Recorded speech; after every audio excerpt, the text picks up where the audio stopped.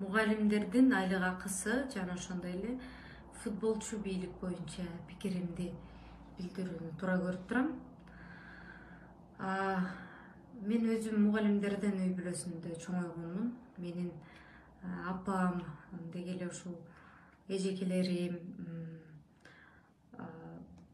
менин тайке тайэжелерим бар жогу мугалим болуп эмгектенишкен.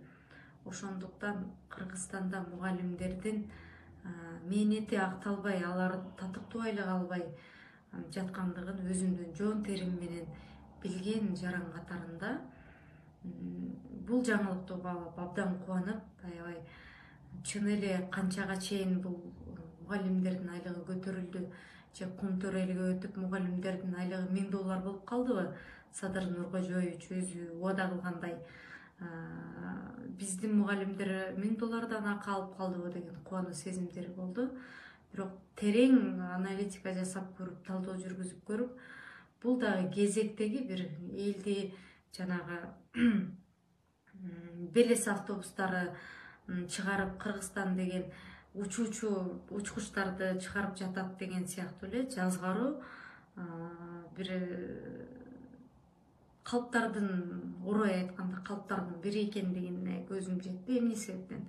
Себеп дегенде азыр мугалимдер каникулга чыкканга чейин бир 2 айга жетпеген убакыт калды.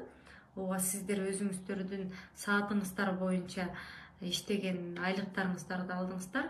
Эми мындан кийин сиздер мисалы азыр 20 000, 30 000 алып атсаңыздар, 20-30 саат иштеген мугалимдер эми мындан кийин анчалык саат ала албайт.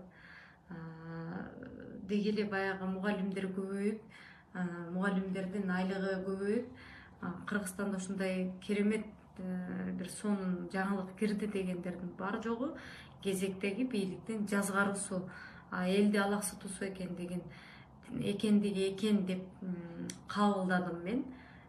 Бул менин пикирим. Ошондуктан ушуга окшогон жалгандарга ишенбей, туура талдоо жасоого чакырат элем.